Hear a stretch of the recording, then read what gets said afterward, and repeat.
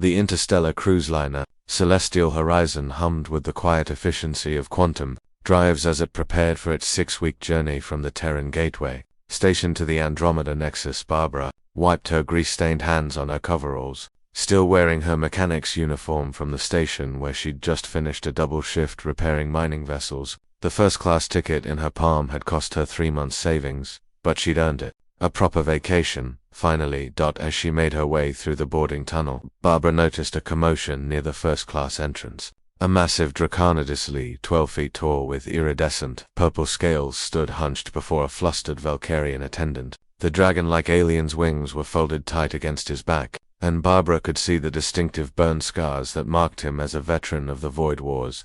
"I apologize." War Captain Zenther, the attendant, chittered nervously, their mandibles clicking. "But there's been an overbooking error. We only have economy seats available now."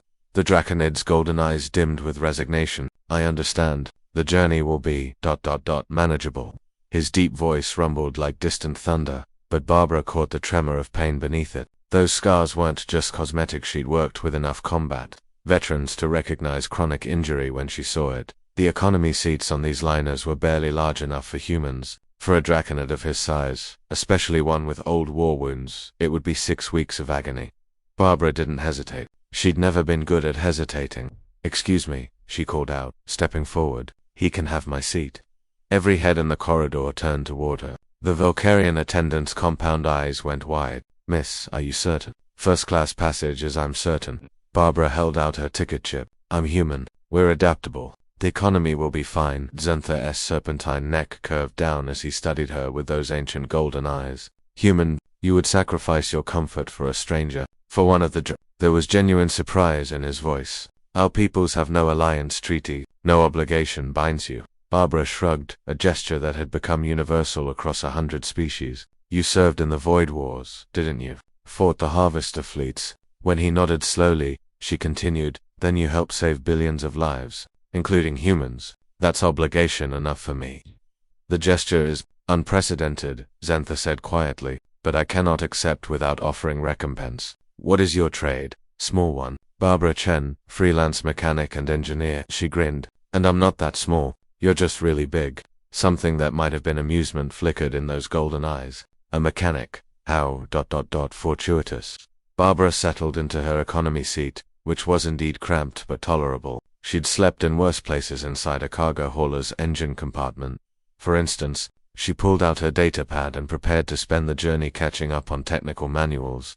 3 hours into the flight, the ship's intercom crackled to life. "Would passenger Barbara Chen please report to First Class Suite 7? Confused, Barbara made her way through the ship's corridors. When the door to Suite 7 opened, she found Zenther seated on a specially reinforced couch, surrounded by holographic displays showing complex mechanical schematics. "Come in, Barbara Chen," the Draconid rumbled. "I have a proposition." Over the next hour, Zenther explained, he wasn't just a war veteran, he was the heir to the Zenther Holdings, one of the largest starship manufacturing corporations in the Draconid Confederacy. But he had a problem. His company was attempting to break into the human market, and every design they produced was rejected by human pilots and crews. "We cannot understand human engineering philosophy," Zenther admitted, a note of frustration in his voice. "Your species builds machines that are ... chaotic, improvised. They shouldn't work according to proper engineering principles, yet they outperform our most carefully calculated designs." Barbara laughed. "That's because you're thinking about it wrong. Human engineering isn't chaotic, it's adaptive. We build machines that can be fixed with whatever's available. We design for survival, not perfection." Zenther's eyes brightened. "This is exactly the insight we need. Barbara Chen, I would like to hire you as a consultant, not for this journey, for the next solar cycle. Design with my engineers. Teach them to think like humans." "I'm just a mechanic," Barbara protested weakly. "You are a human mechanic," Zenther corrected. "There is no just about it. Your people were barely spacefaring when the Void Wars began, yet human-modified ships had the highest survival rates in the fleet. Do you know why?" He didn't wait for an answer. "Because when everything else failed, human engineers could fix their ships with scrap metal and sheer stubbornness. That is not a skill that can be taught in academies. It must be learned from those who possess it naturally." Barbara felt her heart racing. This was an opportunity beyond anything she'd imagined. "What's the pay?" Zenther named a figure that made her nearly fall out of her chair. "And He continued, "You may keep the first-class suite for the remainder of this journey. Consider it a signing bonus."